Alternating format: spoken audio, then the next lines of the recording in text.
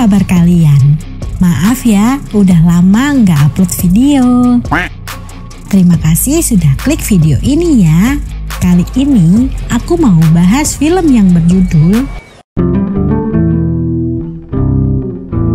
Film ini sendiri mengisahkan tentang seorang emak-emak yang menjadi korban penipuan lewat telepon.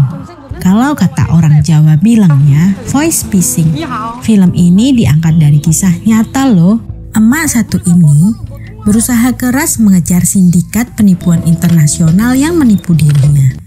Gimana ceritanya? Mari rapatkan barisan, sejajarkan kedudukan, dan ini ceritanya. Cerita bermula ketika Kim Deok yang bekerja di laundry pakaian menerima panggilan dari seseorang yang mengaku dari pihak bank tempat Kim Deok mengajukan pinjaman. Seperti dihipnotis, dia malah mentransfer sejumlah uang kepada penipu itu sebanyak puluhan dolar. 그럼 나도 대출 돼요?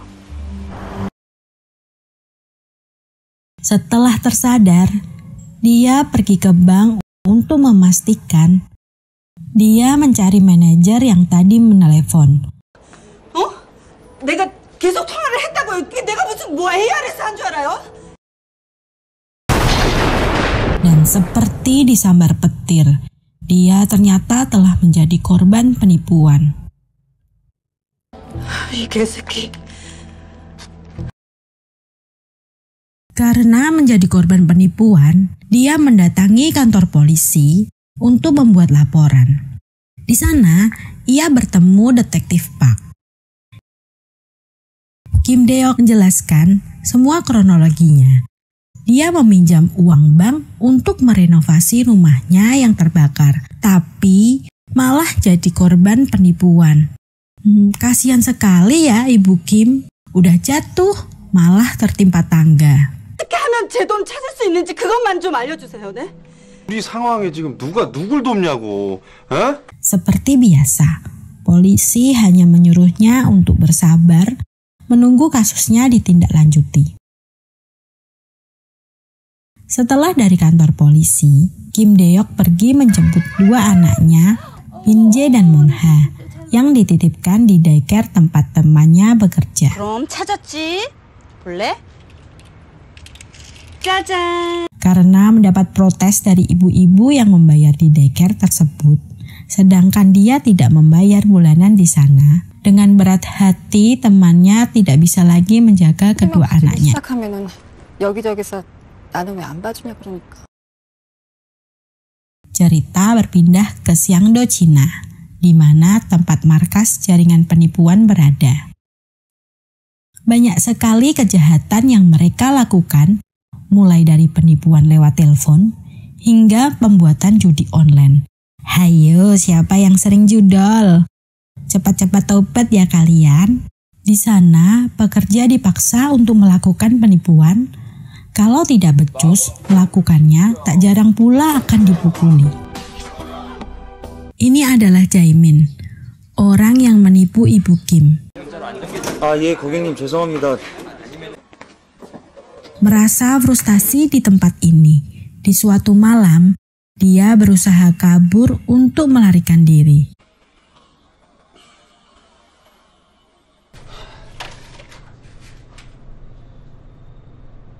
Tapi, saat yang bersamaan, dia melihat dua orang sedang diinterogasi oleh bos penipu di tempatnya bekerja. Dua orang berusaha kabur, tapi tertangkap. Dan salah seorang pria itu dihabisi oleh bosnya yang kejam ini.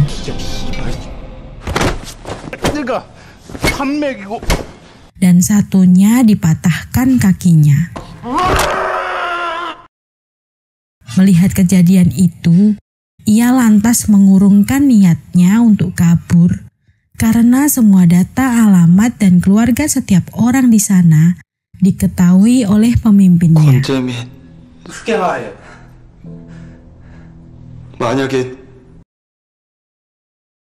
Cerita berpindah ke Korea lagi nih. Karena Kim Deok tidak punya tempat lagi untuk menitipkan kedua anaknya, ia mengajak anaknya untuk tinggal di tempatnya bekerja.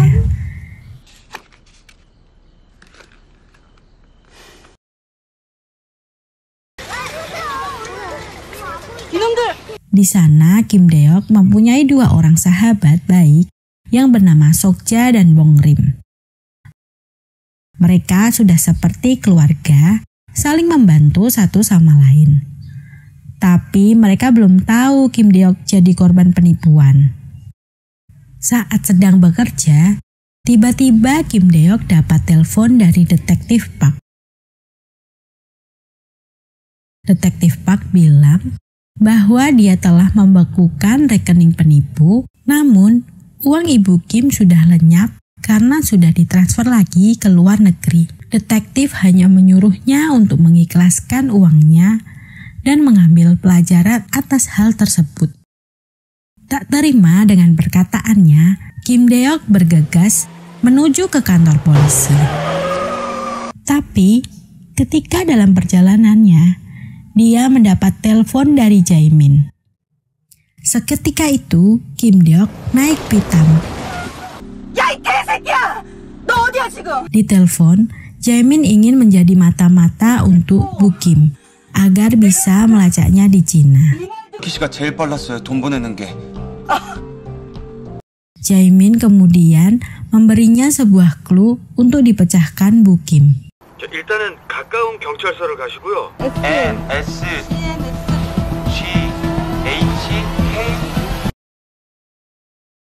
Dengan segera, Ibu Kim menuju kantor polisi dan memberitahu Detektif Park bahwa lokasi markas Jae-min ada di dekat Chunhelo, gedung lantai 3, Qingdao, Cina. Namun Detektif Park tidak mempercayai hal tersebut. Bagaimana mungkin penipu membocorkan di mana lokasinya berada dan kasus dari Ibu Kim juga ditutup. 야, 박형사! 진짜 수사 안 해? Tanpa kenal menyerah, Ibu Kim mencari korban-korban voice phishing untuk melaporkan agar kasusnya dibuka kembali. Saat menempelkan selebaran, Kim Deok melihat poster sayembara dari kepolisian yang bisa menangkap bos voice phishing dapat imbalan $100.000. Keesokan harinya, saat Ibu Kim sedang bekerja, dia mendapat telepon dari Jae-min. Dia menjelaskan kalau polisi tidak bisa bertindak karena kurangnya informasi dari Jae-min. Dia menyarankan Jae-min untuk memfoto atau merekam gedung tempatnya bekerja, tapi dia takut dan hanya memberi clue kalau di gedungnya penuh mesin jahit konveksi. Di waktu yang bersamaan, kedua anak Bu Kim diambil pihak perlindungan anak karena dilaporkan oleh salah satu karyawan di sana. Mereka dibawa karena Ibu Kim dianggap menelantarkan anaknya sendiri. Di saat itulah teman-temannya baru tahu Kim Deok jadi korban penipuan dan uangnya habis tak tersisa.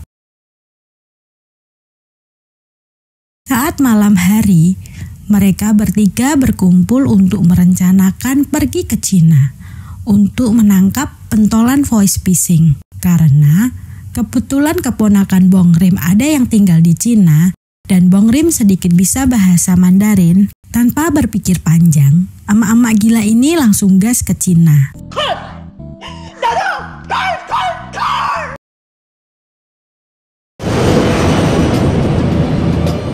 Sampainya di Cina, mereka dijemput oleh Airim. Dia bekerja sebagai supir taksi di Cina. 인사해라. 내 친구 덕희랑. 아, 덕희 언니 얘기 많이 들었습니다. Rencana mereka 3 hari untuk mendatangi 9 pabrik kain di sini. Karena Kim Deok merasa markas Jae-min berada di salah satu pabrik pakaian di Qingdao. Mereka langsung mengelilingi pabrik-pabrik yang ada di sana. 谁啊？老板吗？他不在。马上。给你看看我借的布料。不要。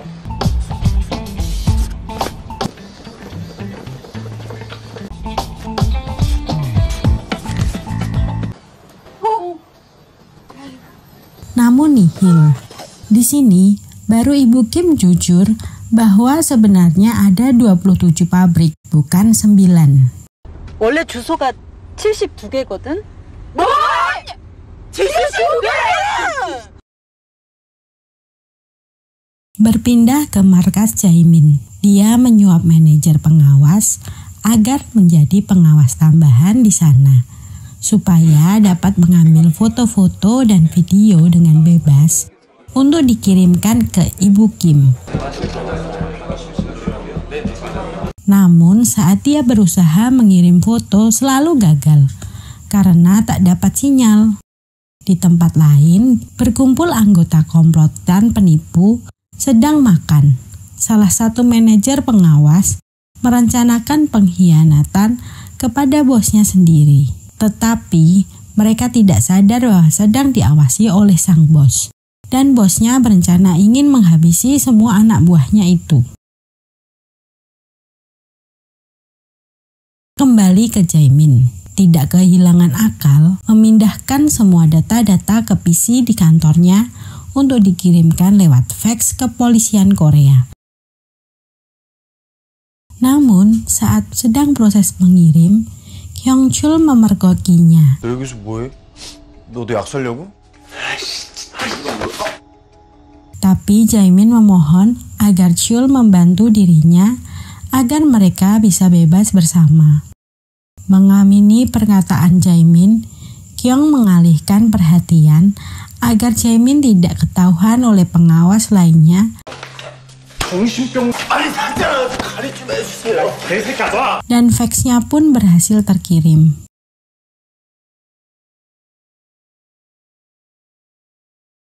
Cerita berpindah ke kantor polisi yang telah menerima file bukti-bukti tentang kejahatan penipuan. Para polisi dengan serius segera mempelajari bukti-bukti tersebut. Setelah dipelajari oleh polisi, fax yang dikirim oleh Jaemin berisi semua catatan, data lebih dari 2.700 korban, dan foto lokasi markas para penipu berada. Detektif Park kemudian menelpon Bu Kim, menyuruhnya datang ke kantor polisi. Namun, Bu Kim memberitahunya bahwa dia berada di Cina untuk menangkap para penjahat. Dia juga menyuruh detektif Park untuk mengirim file kepadanya. Berbekal foto-foto yang dikirim Jaemin, emak-emak ini berhasil menemukan markas para penipu.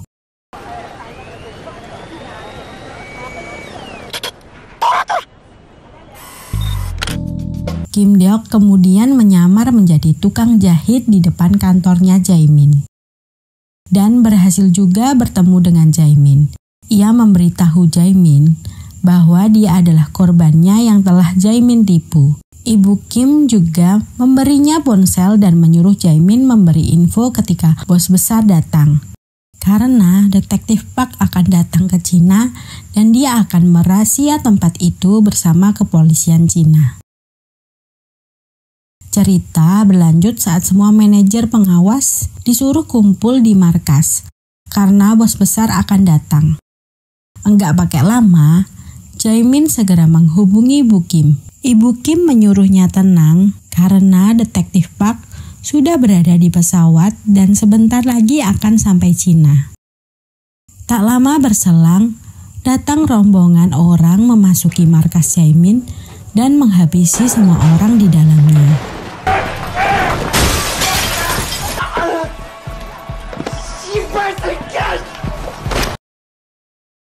Namun, ternyata di kamar mandi masih ada Kyung-chul yang baru siuman dari telernya.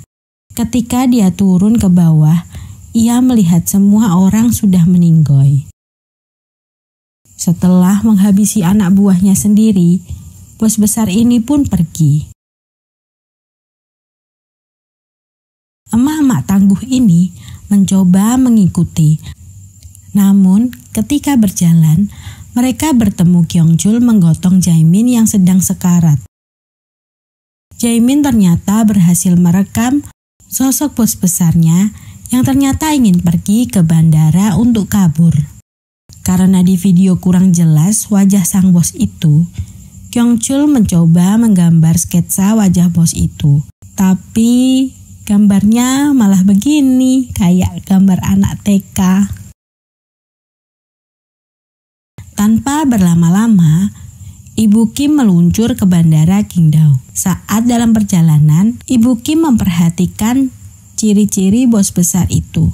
Sedikit aneh saat melihat jam tangan. Kembali lagi ke tempat kejadian. Detektif Park telah tiba ke lokasi, namun semua penjahat telah pergi. Mendapat informasi dari Ibu Bong-rim, Detektif Park meminta tolong polisi Cina untuk diantar ke bandara segera.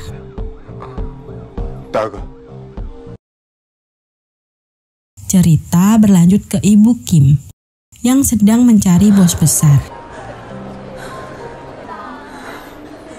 Ia tak sengaja melihat bos besar karena gerakan uniknya saat melihat jam dan mengikutinya. Tapi sialnya, saat menguntit, Ibu Kim ketahuan sang bos besar. Di sana, Ibu Kim memberitahu kalau ia adalah korban dari ulah anak buahnya. Bos itu kemudian memberinya uang dan menyuruhnya untuk pergi. Kim Deok menyuruhnya menyerahkan diri ke polisi. 경찰서 끌고 가버리기 전에 이거 가져가 이 새끼야. Namun Kim Deok malah diseret ke toilet dan dipukuli. Lalu bos jahat itu meninggalkannya begitu saja. Saat pergi, bos itu baru sadar bahwa paspor miliknya diambil oleh Ibu Kim. Disitulah Ibu Kim baru tahu nama asli bos itu adalah Myung Won.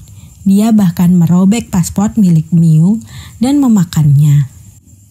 Naik pitam dengan kelakuan Ibu Kim, Myung Won berusaha menghabisi Ibu Kim. Tapi tiba-tiba polisi datang bersama detektif Park.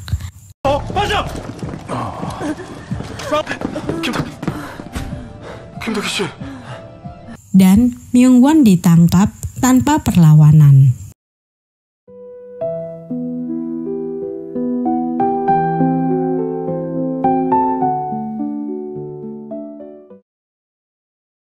Beberapa hari kemudian, Jae-min sudah membaik di rumah sakit dan didampingi pengacara di sisinya. Pengacara Myung Won selalu datang untuk membujuk Ibu Kim untuk tanda tangan perdamaian, tapi ditolak mentah-mentah oleh Ibu Kim.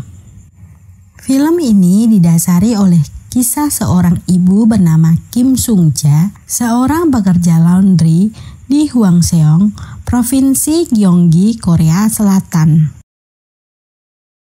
Kesuksesan yang diraih dengan kerja keras jauh membanggakan dibandingkan dengan menjatuhkan orang lain. Tetesan air bisa melubangi batu bukan karena kekuatan, tapi karena kegigihan. Setiap perubahan pasti ada dampaknya, positif maupun negatif. Cukup berusaha, cari solusi, dan buat perubahan untuk bisa terus bertahan. Terima kasih telah menonton video ini. Maaf kata bila masih banyak kekurangan, karena kesempurnaan hanya milik Sang Pencipta. Sehat selalu dan banyak rezeki buat kalian semua serta keluarga. Mimin pamit undur diri dan bye-bye.